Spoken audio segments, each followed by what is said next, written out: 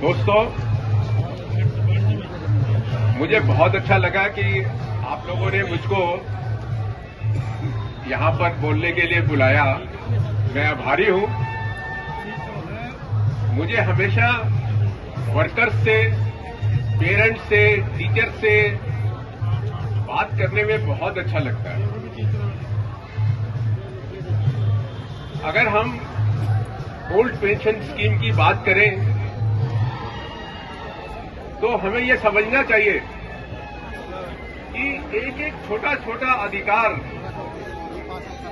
मजदूर को, कर्मचारी को, वर्कर्स को, एम्प्लॉइज को लेने में कितना संघर्ष करना पड़ता है।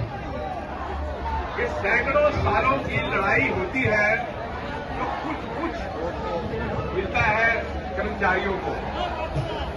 और ये जो सरकारें कई बार आती हैं जिनका एजेंडा ही कुछ और होता है, पूंजीबाजी एजेंडा होता है, ये मिनटों सेकंडों में ऐसे ऐसे अधिकारों को खत्म कर देते हैं। अब ओल्ड पेंशन स्कीम से जो भी सरकारी और सेमी सरकारी लोग रिटायर होते थे, उनको एक जीवन का एक बहुत बड़ा साधन था। वो जब नौकरी में होते थे तब भी उनको ही लगता था कि हम रिटायर हो जाएंगे तो हमको एक अच्छे से पैसे मिलेंगे और मैं अपना जीवन चला सकूंगा। और जब रिटायर हो जाते थे तो वो एक डिग्निफाइड, एक इज्जत वाली जिंदगी जो थी वो बिताते थे। अब इन्होंने वो स्कीम खत्म कर दिया है। देश भर में इसका विरोध हो रहा है। अभी राजस्थान सरकार ने रेस्टोर करी, हिमाचल सरकार ने रेस्टोर करी, पंजाब सरकार ने रेस्टोर करी और दूसरी सरकारों पे भी दबाव बन रहा है कि आप इसको वापस करो। लेकिन जो हमारे केंद्रीय सरकार में बैठे हुए लोग हैं, वो तो ऐसा जैसे उनकी इज्जत का मामला है। देश की इज्जत का मामला नहीं है, उनका अपना इज्जत का मामला है। इसलिए जो है हमने नहीं रेस्टोर करना है। लेकिन मुझे लगता है कि हम लोग जब संघर्ष करेंगे और इसको आगे चलाएंगे तो सरकार को मजबूर होना पड़ेगा। अभी जो 2024 में इलेक्शन आ रहा है लोकसभा का, इसके अंदर सबसे बड़ा मुद्दा जो है आपकी ओल्ड पेंशन स्कीम का है और सरकार पे एक दबाव बन रहा है ये। और सरकार को मुझे लगता है कि 2024 से पहले इसको मानना पड़ेगा। नहीं मानेंगे तो उनको जाना ही पड़ेगा। इसलिए ये जो आपका मांग है ना, बिल्कुल जस्टिफाइड है, लीगल है, कॉन्स्टिट्यूशनल है। सोशल सिक्योरिटी की बहुत जरूरत होती है इस देश के अंदर। एक व्यक्ति बीमार हो जाता है ना घर में, तो सारा घर बीमार हो जाता है, सड़क पे आ जाता है, अस्पताल के पैसे कौन देगा। तो इसलिए सोशल सिक्योरिटी जो है कर्मचारियों के लिए, सारे देशवासियों के लिए सोशल सिक्योरिटी की जरूरत है। तो इसलिए मैं समझता हूं कि आपका जो संघर्ष है ये मजबूर करेगा भारत की सरकार को, राज्यों की सरकारों को कि वो ये ओल्ड पेंशन स्कीम को वापस लागू करे ओल्ड पेंशन स्कीम को। और ये जो नई कैटेगरी सी पेंशन का अरेंजमेंट किया हुआ है इसको खत्म करे। अगर हम शिक्षा की बात करते हैं, जो खुद में भी बहुत बुनियादी एक मुद्दा है पूरे देश के लिए, और आज देश भर से यहां पर जो हमारे टीचर्स आए हुए हैं, खासकर मुझे लगता है एक बहुत अच्छा मौका है आप लोगों से बात करने का। मुझको अभी देश में हो क्या रहा है शिक्षा के ऊपर, और ये जो नई शिक्षा नीति है, पहले ही हालत खराब थी। शिक्षा की हालत तो पहले ही खराब थी और अब तो बेड़ा गर्क हो रहा है। आप देख रहे हैं कि कोरोना के टाइम में लाखों करोड़ों बच्चे स्कूलों से, सरकारी स्कूलों से खासकर ड्रॉप आउट हुए। वो आज तक बहुत सारे वापस ही नहीं आए हैं। सरकारी स्कूलों में जबकि करोड़ों बच्चे पढ़ते हैं, एनरोल्ड हैं।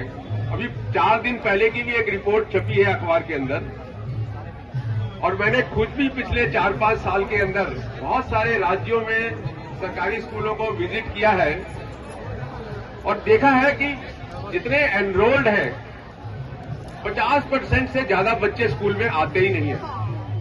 तो आप समझ लीजिए 50% अगर हिंदुस्तान के सरकारी स्कूलों में बच्चे नहीं आते हैं जो एनरोल्ड हैं, तो वो कहाँ हैं?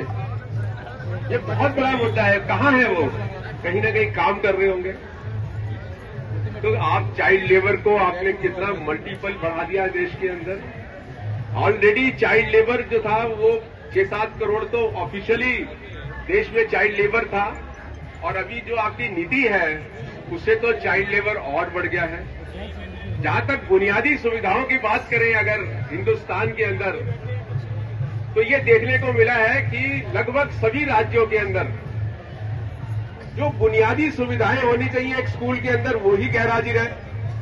पीने का पानी नहीं है, टॉयलेट ब्लॉक नहीं है, बैठने की जगह नहीं है, टीचरों के लिए भी देखा गया कुर्सी तक नहीं है? टीचरों का अपॉइंटमेंट, जो टीचर बहुत जरूरी होता है कि टीचर के बगैर तो कोई पढ़ाई हो सकती है क्या?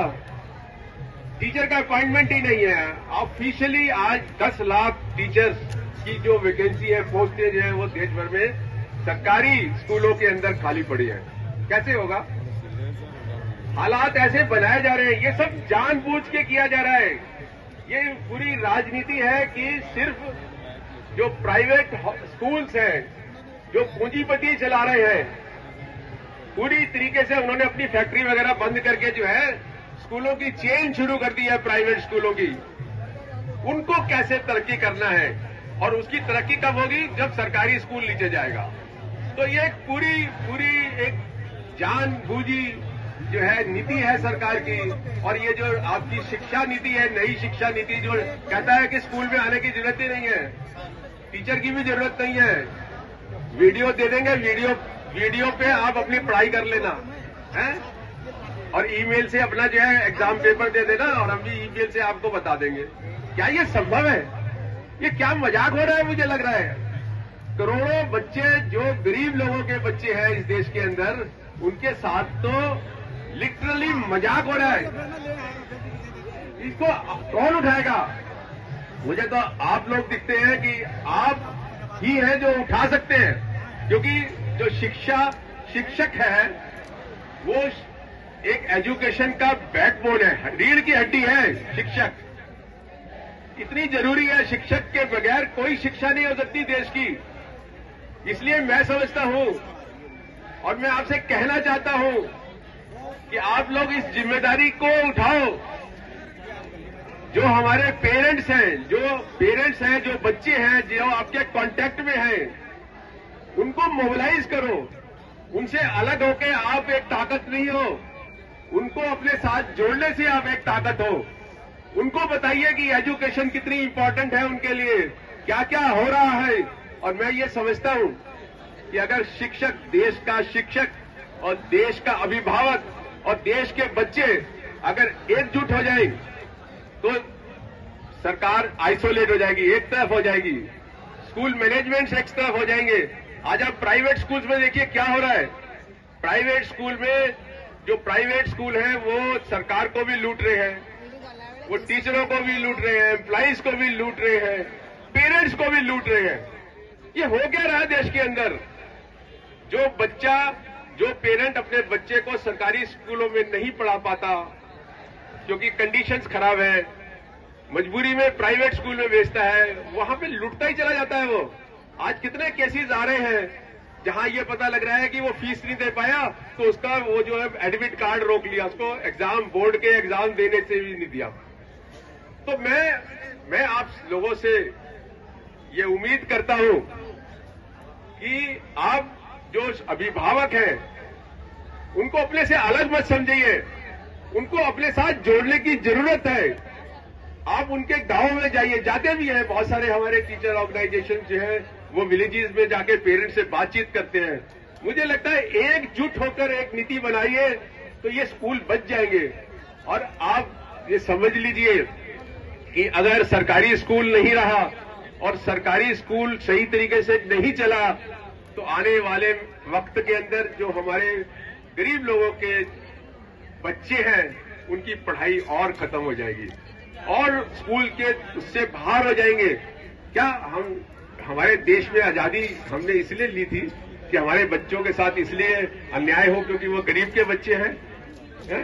तो मैं समझता हूं कि आप लोगों का, टीचर्स का, देश भर के टीचर्स का मैं आह्वान करना चाहता हूं कि आप लोग अपनी जो एकजुटता है उसको पेरेंट्स की उससे जोड़िए और दोनों मिलकर इस सरकार से भी लड़िए और इस सिस्टम से भी लड़िए।